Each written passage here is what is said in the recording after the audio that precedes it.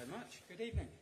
Welcome to Geneva ahead of tomorrow's Euro semi-final against Italy. A couple of bits of housekeeping. There are a lot of people in the room, so we'd ask you, if you are asking a question, just to introduce yourself with the name and organisation that you work for. And for any friends in the Italian media or international media, there is a translation service in place. Thank you. We'll take questions from the floor. Anton from Sky Sports, we'll begin with you. Good evening, both. Nice to see you. Look, I was going to be a question for both of you, if you don't mind. Look, I'd love to ask you questions about the upcoming game and how big it is, but obviously the last 24 hours have been dominated by a very, very important issue. So, Sarina, first off, I'm just wondering sort of how you've, as a manager, sort of dealt with a very sort of difficult situation when it comes to racist abuse for one of your players. And Georgia, I suppose, the team's all come together to support Jess, but just how difficult have the last sort of, 24 hours, but also, I suppose, the tournament been? Yeah, of course, it's really sad that we have to be occupied by this. It's ridiculous, it's disgusting what's happening, and that goes beyond football. So we had to pay attention to that and support Jess. Of course, she's not the only one who gets this abuse or this racism, and that's why she wanted to address it, and she's fully supported by the team and by us and by myself. Yeah, like Sarina said then, I think if anything it's probably brought us together as a team. There's some things that we will never be able to understand, and that's one of those. And yeah, we need to cut it out of society, we need to cut it out of football. And of course we don't know the steps that it takes in order for that to happen, but right now all we can do is show our support, our togetherness, and we can be united in what we want to make sure is right. Hi there, Jane Diggle, BBC. Sarina, how do you balance not giving the trolls any power and going on as normal to prepare for the match versus protecting your player and potentially not playing Jess Carter? Yeah, well, of course we had conversations, and although it's a hard situation, Jess is a very strong person and she wants to move on too, but she also felt, and so did we, that we had to address this. You can't just let it go. So we did, she did, we did. And then we know there's the match going on, and we want to perform, we're ready to perform, she's ready to perform and to compete.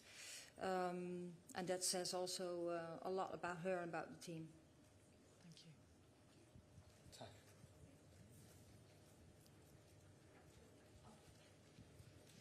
Hi. Sarina, you could become only the second manager in the history to lead their nation into 3 successive finals. Not sure you even know that, but it's a pretty incredible achievement. How much do you actually sit down yourself and reflect on these personal achievements, or are you always just thinking about the achievements as a collective and as a team? I don't. I'm just in the job now. I'm working with the team, and all that keeps me busy is the game tomorrow. And we want to win, and we are in full preparation, of course, where we have been occupied with too. But that's the only thing that keeps me busy. Maybe in 10 or 15 years I'll think about that. Yeah, I was going to say. Yeah. Well.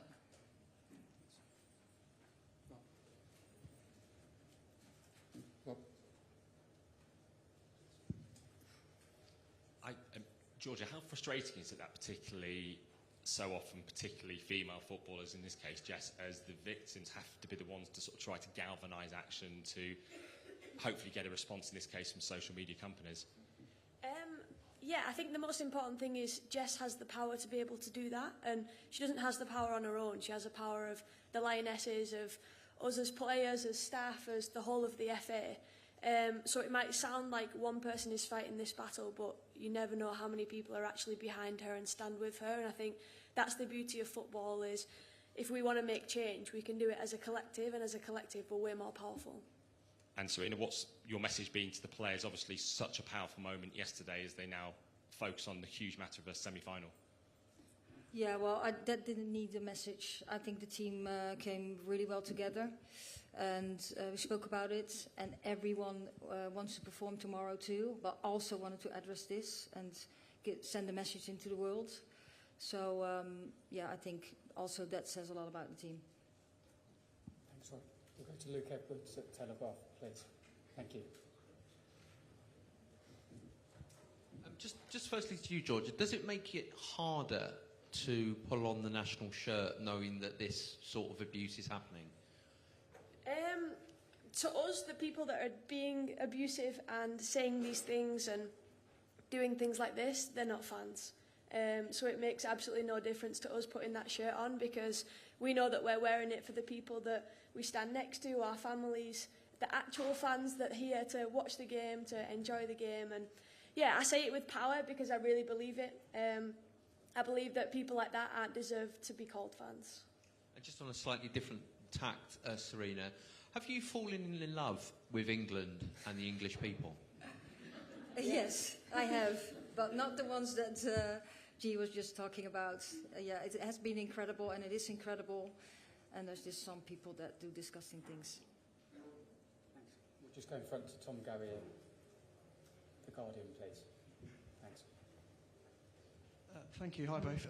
Georgia, could I just ask you a bit more about the team's decision to no longer take the knee? What was the reasoning behind that, and why does that feel so important to you as players? I think it's just to change it up. We felt like the knee was just a little bit repetitive. We felt like, yeah, it come to a point where the knee isn't doing what we wanted it to do. So now our decision is to stand, and hopefully that will bring up more conversation, more change, and yeah, hopefully get the topic talking. Thanks. Emma from the BBC. Hi, Sarina. I just wonder, on paper, England obviously favourites, got the better ranking, better performances in recent major tournaments. So a lot of people would be considering them to be favourites going into the semi-final. Are you having to be wary of that and, you know, make sure that you don't potentially slip up in a game that people expect you to win? Yeah, I think it would be really disrespectful to Italy to think that we're the favourites. I think they made the semi-final just like we did, and that's very impressive for any team that makes the semi-final. So complacency is just the biggest mistake you could make. We've seen them all. You've seen them all, how they've played. So there's, yeah, I don't think there's anything that we could think that we might be the favourite, but we have to be at our very, very best to win the game. Thank you. Kit Shepherd from The Times.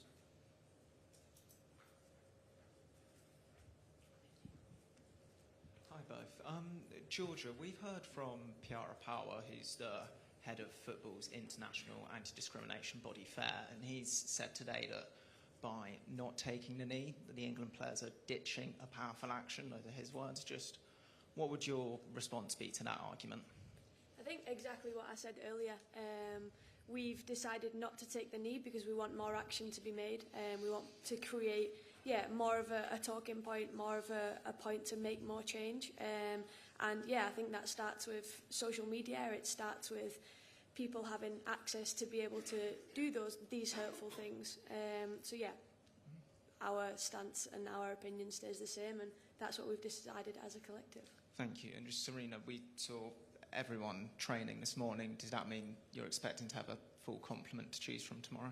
That's what it looks like, yeah. We'll go to Charlotte. Hi Sarina, hi Georgia. A question for both of you. I just wondered if you could give us one positive and one negative example of how your lives have changed since Euro 2022 as a Lioness and as manager of the Lionesses. Fans versus abuse? Yeah. Sorry, say again, Georgia. I'd say fans versus abuse. I'd probably go back to the point that it was before. Fans can be so powerful, but then there becomes a point where a fan's opinion is a little bit too much, and then it can be, over the line in terms of negativity. But I think what we created off the back of the Euros is a lot of positivity, and I think that outweighs the negative. But it's moments like this that we just do not stand for.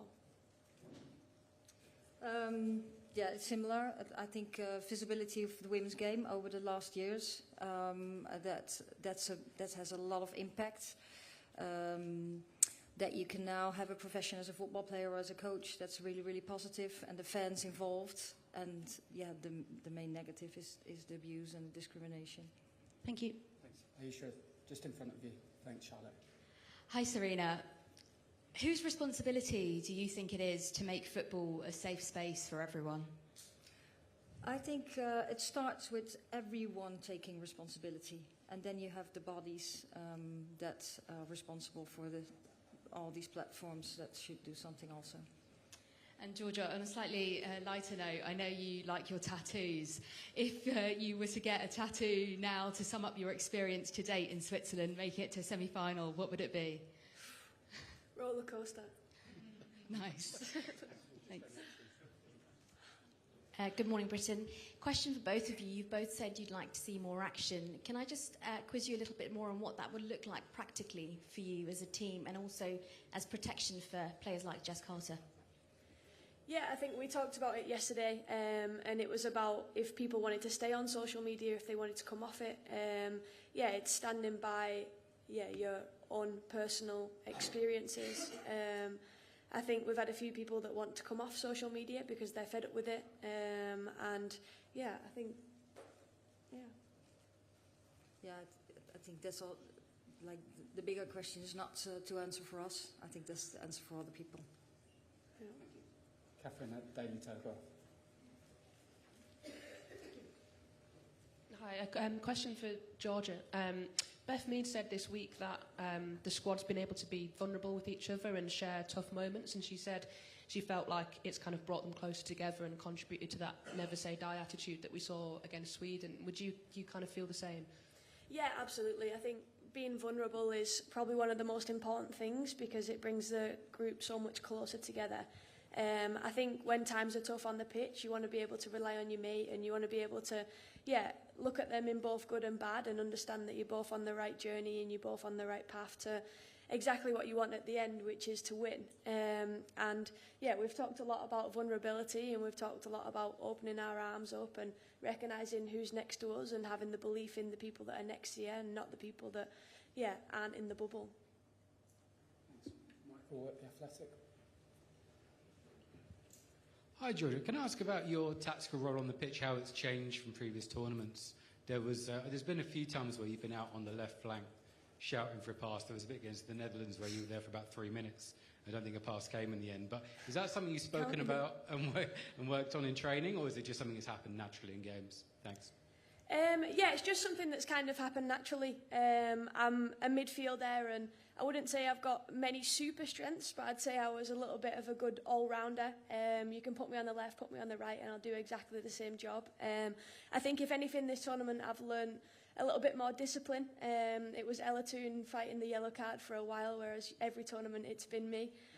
So I've took that as a positive this round. But I'm happy to do a job either on the left or either on the right. I'm happy to move around for my teammates, link up with them. Whatever's required from Sarina, I'll put a shift in. Thanks, Michael. Flo Lloyd-Hughes. Thank you.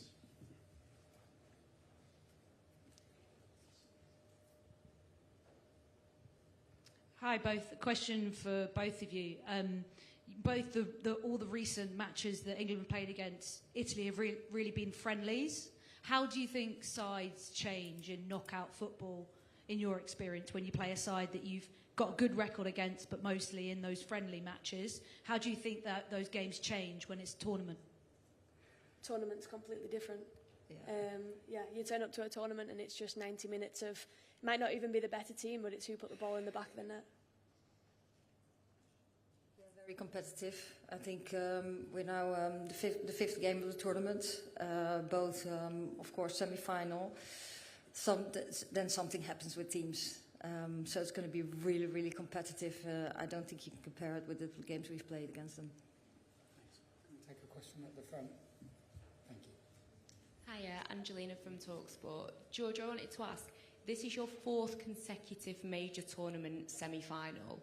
Does it ever get any less nerve-wracking? Does it get easier with time? I didn't even know. You telling me that is... Have I made you nervous now? Sorry. I'm already nervous. I'm sweating to be sat here.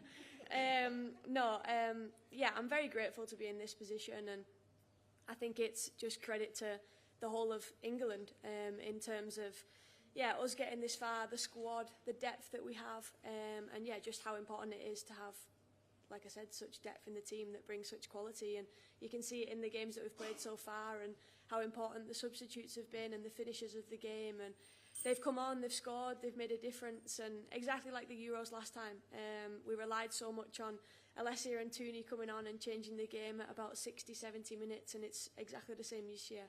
Yeah, you see the strength and the depth within the squad, and utilising it is the most important thing. Thank you. Thank you, Adrian. Georgia, another one. Sorry. Adrian from TalkSport. I spoke to you after the Spain game in Barcelona. You played the first half, and you worked so hard in that half, but you just come back from injury. All the time you're out, just tell us a little bit about the journey, the emotional journey of not knowing whether you were going to make it or not, and how was that for you, and how does it feel now that you've made it and you're here? To be honest, I still have to pinch myself. I do feel like I'm super grateful to be here. I think when you are out injured, and when I look, well, from the Spain game before that, it was probably 6-7 months before I'd even played. And yeah, in that time you do realise how much you enjoy going to work every day, how much you enjoy stepping out on the grass. And yeah, I really, really missed it.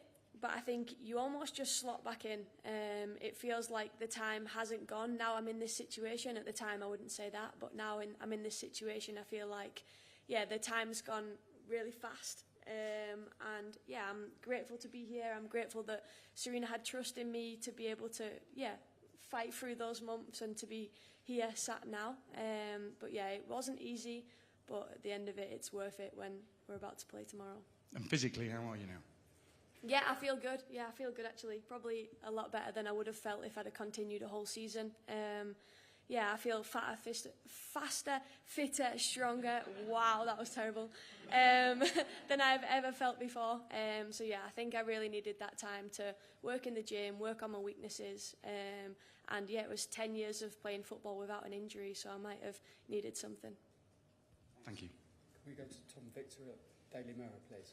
Tom. Thank you. Hi both.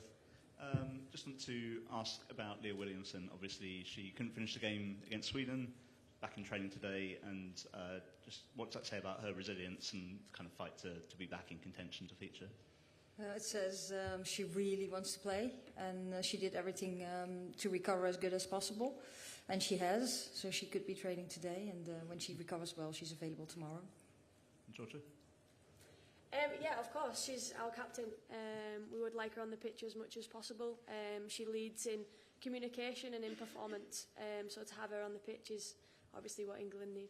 And Italy obviously had the extra day. They only played 90 minutes versus 120. How much is sort of the mental aspect of recovery going to be as important as physical in terms of being able to make up for that difference? Yeah, well, we were just really happy that we had an extra day compared to all the other games we played so far. So, and this extra day really helped us. And yeah, we're in a stage now that, yeah, tomorrow when we have to play, we're ready. Thank you. Sarina, Georgia just talked about the importance of substitutes, and I wanted to ask you about Chloe Kelly's impact. How did you describe her qualities as a player, and what are you expecting from her on the semi-final? Well, of course, what I said before, in our squad, we have, for the same positions, we have different players with different attributes to the game, and that's what she brought when she came on, and that's what we hope she will bring too, and she showed that she was really ready. With her, yeah, she could cross the ball with right and left, and that's exactly what she did when she came on the pitch, and that was necessary in the game. And came on really sharp, and I think all the substitutes that came on were really sharp and did their job. And it was a hard fight, but we went through. So yeah, that's what we hope that the players bring when they come on the pitch, and that's what makes the team strong. Thank you. Thanks. Hello, my name is Christiana with the German press agency. I would like to know from both of you how much you practiced penalties in the last few days and whether you've seen some movement and improvement. We practiced hours and hours. No, we didn't. Now, of course, over the last months, you know that when you go into a tournament and you come in a knockout stage that you can go to penalties. So it's something that players train penalties all the time, also at club. And you just want to be prepared as possible, but also have that process from going into a penalty shootout, what you can expect. Hopefully it's not necessary, but we've practiced it now. Again. Thanks. We'll go to Nick Ames at The Guardian. Thank you. Hi, question for either of you, but maybe to Georgia. I think Italy have played here a couple of times already. They've been very well supported, I think, maybe 10,000 fans in the stadium, almost like a home game for them in Switzerland. How important is it that, as well as the team being on it, the fans of the Lionesses are on it in there tomorrow? Yeah, we know that they'll turn up. Yeah, we have no doubt about that.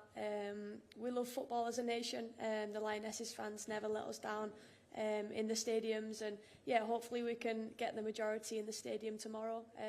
I think it'll be really nice because it's a closer stadium. The last few games we've had the running track around. So yeah, I think it'll be quite nice because it'll be quite intense, and hopefully there will be a lot of noise. Thank you. We'll take two final questions. Tom Gary at The Guardian, Emma Sanders from the BBC. Tom. Hi, Sarina. All the subs who came on played so well in the quarter-final, obviously making a big impact. So have they given you any headaches for your selection?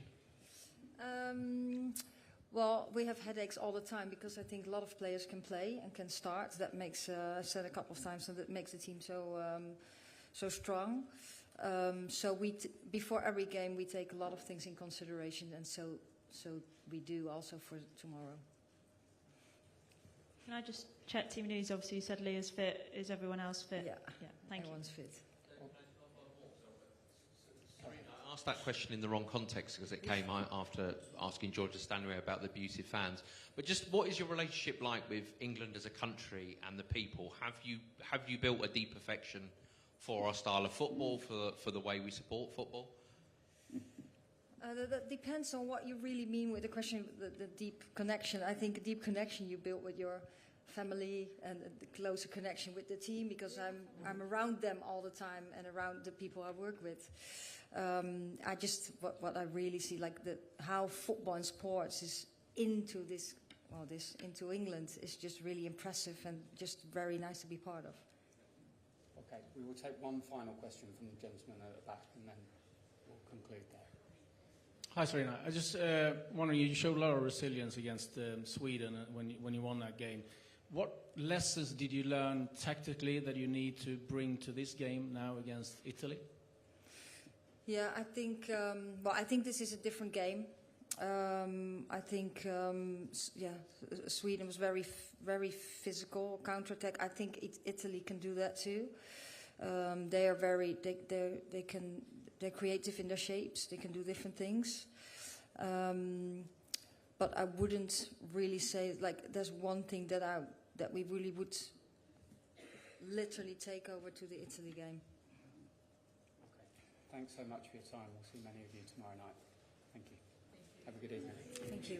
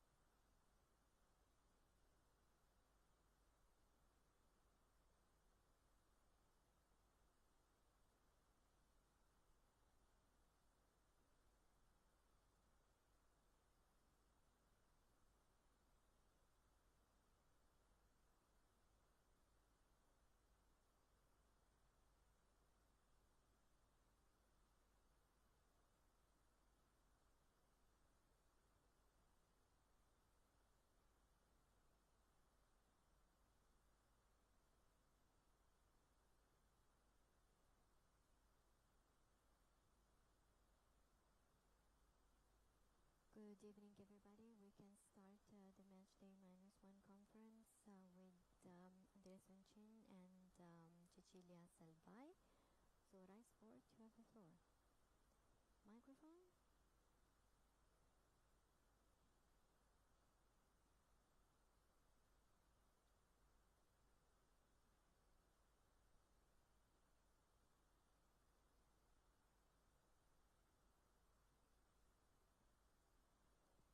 So, Coach, good evening. How scared are you of England? Well, we have a great respect. We know the strength of England. They are the champions. They have international experience, in similar games, but just as it was for similar matches, we are strongly convinced and aware that we can compete against them. We have a great dream. We want to reach the final. Cecilia, what did you focus on for this match? On individuals, on the group, on one side rather than the other one? Well, good evening, everybody. I believe, as our coach said, we have prepared 100% this match in every details, like all the other matches, and of course we will try and exploit our strengths and some of their weaknesses. Andrea, good evening. Mario Junta, Sky Sport. So I'd like to start by asking you how you prepare for such a match, but also based on your experience, what's the recipe to play such a game? Well, have any recipes? I mean, for sure, the main aspect was to recover and to find all the right energy for this match. The match will be highly physical, athletic. It is a match in which, as Cecilia was saying, we have a full focus and attention, so there is no aspect which is more important than another one. We have reached this event very well. We have a lot of courage, awareness, and we are serene, and these are the qualities which a company does so far. We are sure we have the weapons to win the match. Of course, we respect the quality of the English players. They have international experience, the players and the coach. They all have great experience. Our goal over the last few days was to recover our energy. And from the point of view of the match, if we look at statistics, they rank second for ball possession, so they keep the ball a lot. They possess the ball a lot. So what do you expect from them? Well, of course, ball possession is one of their weapons, but they're also a very vertical team. When they can release the ball, they attack the space, and they also exploit the features, especially the offensive players. They have several midfielders who invade the area. It is a team we know very well. As usual, we will read every moment of the game. So we will try to focus on all the minutes of the game. There will be moments when we will try to be more aggressive, other moments when we will have to defend, and moments when with the ball we can change the match. So, Cecilia, you already played in 2013 in the quarterfinals. 2019 you had an injury, and so you experienced that cup in a different way. And then there were the Euros and the World Cup, which were not very successful. So you are one of the players that's been playing for so long. So what does this match, the semi-final, mean to you? Well, this is something great. Honestly, I got very emotional at the end of the match the other day. I started to cry from the moment when Kri scored. So I thought about my journey so far a lot. But I feel very, very proud of my journey, but especially about what this team is doing. And by team, I do not mean only the players and the players who are here today, because it's a journey which started long time ago with our coach. And when we talk about team, we and the coach mean us and all the people that work behind us and for us, who do an incredible job. If on the pitch we show this football and we achieve these goals, is also thanks to them. And so the greatest feeling I have is a strong pride for the team. Good evening. I have a question for Cecilia first. So we know the quality of England, but in this tournament, maybe it didn't have a continuous play. In the game against Sweden, there were serious defensive mistakes. So maybe Williamson, who's the captain, is fundamental in the defense, might not be present. So we don't know. And based on the quantity of assists, she's ranking third. So you are a player who play in the same role. Is there an England with Williamson and an England without Williamson, and does her presence can make the difference? Well, for sure she plays a fundamental role for the team, and so her absence might have some effects on the match. But I believe that we are at a point when whoever plays doesn't make the difference. Of course, she has a fundamental role, but we cannot focus on the presence or absence of a player. So we will focus on playing our match. A question for coach. So in the last games, both in the penalties and more, there is not a strong percentage, and the goal pickers throw the ball a lot. So I'd like to know if Lara Giuliani is included in the training session. Well, I don't believe that there is a specific way to train the penalties in a training session, because there is the emotional aspect and also the physical aspect that come into play, but especially the emotional aspect, which is not the same during a training session. Of course, we, like everybody, we try to train. The girls also train penalties. We're ready for everything. Our objective is to reach the finals. We see this can happen in the 90 minutes, in the 120 minutes, or in the penalties. Of course, this is something we worked on.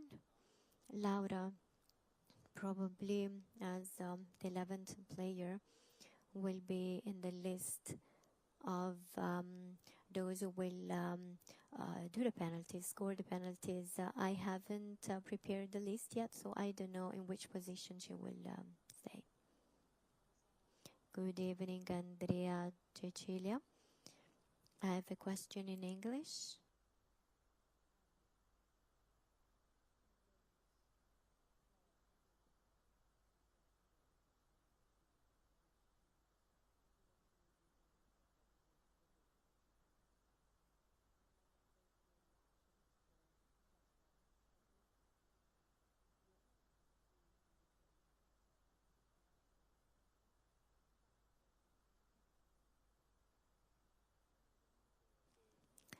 Well, of course, there is the greatest solidarity towards her and towards all violence and abuse situations. Any type of violence is not accepted, cannot be tolerated. Because of the role we play, we have a strong and huge responsibility in giving positive messages, and especially educational messages. First of all, for the children that will be the adults of tomorrow. It is a cultural campaign, a cultural battle we have to fight all together. I don't know whether getting on the knees is enough to change this aspect, but for sure there is maximum solidarity from our side. We are ready to take part in any campaign to avoid this violence. Yes, as a player, I can say we will not be opponent tomorrow. I hope she can play this game 100% because this is a semi-final, so I hope she can try to detach a bit from this episode. Of course, she's not the first one who's been victim of this abuse, and we have the greatest solidarity for her.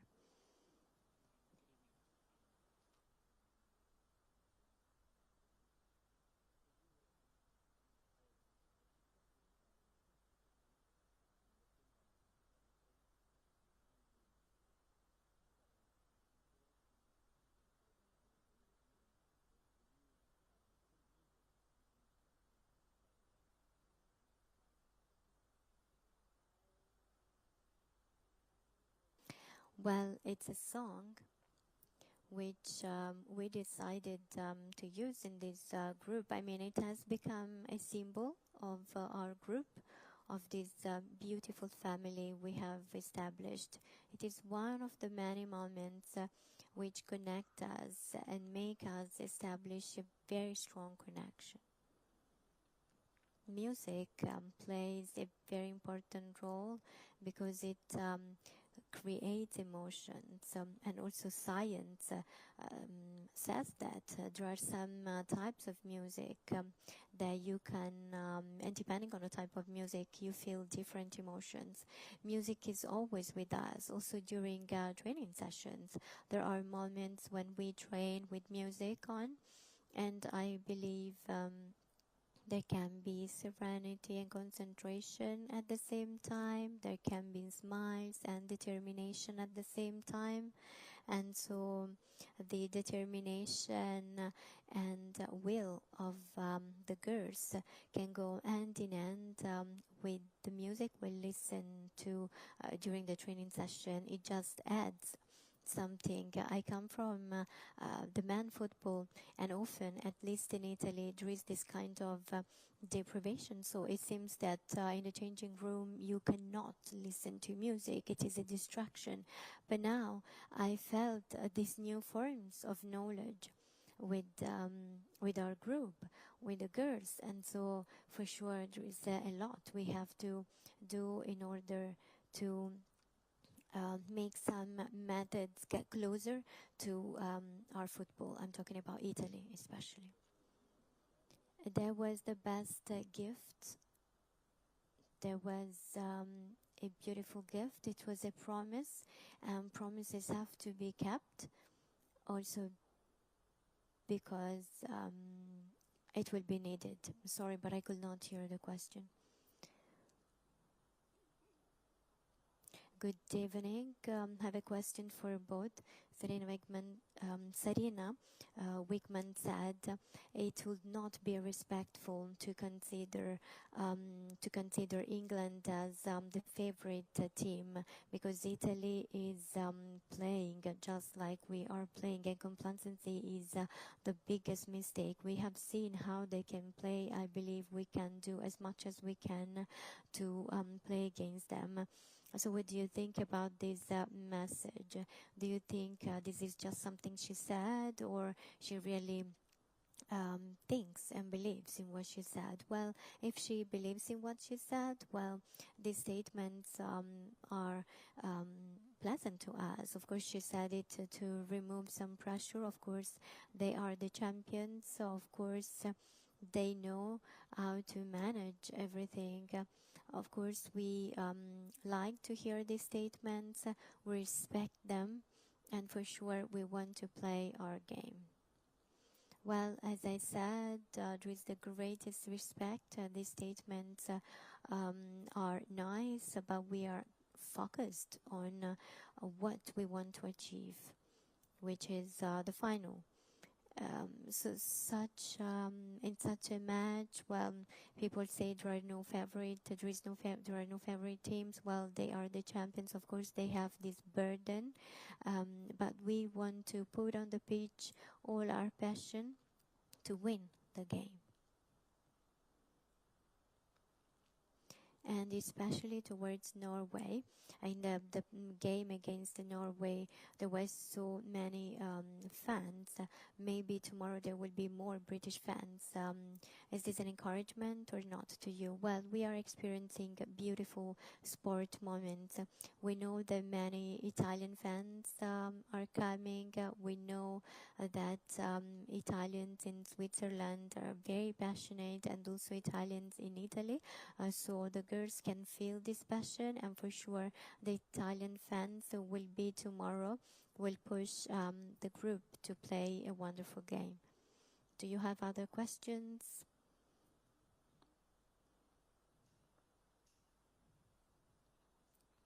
Good evening. A question for both. It is a semi-final, but it is more special because England is the champion team. Well, to us it's a special team, of course. I discovered the statistics when we passed the quarterfinals, so the historical importance of this game is known to everybody. It is a very important game because we want to reach the final. We want to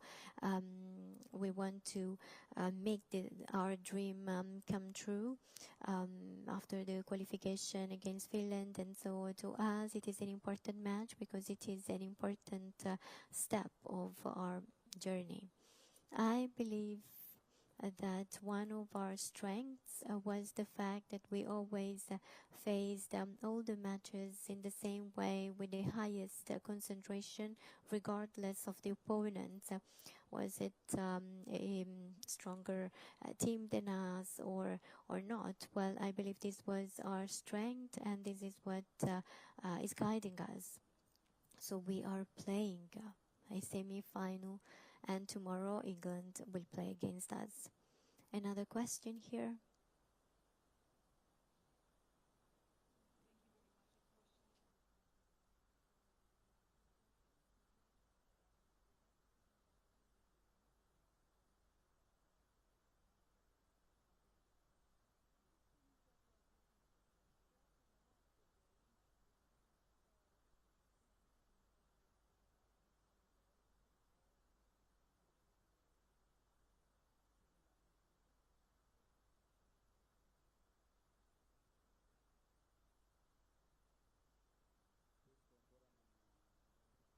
We haven't spoken about this with the girls. As I said, we have the greatest solidarity, and as for the gestures and symbols, we will talk about them tonight.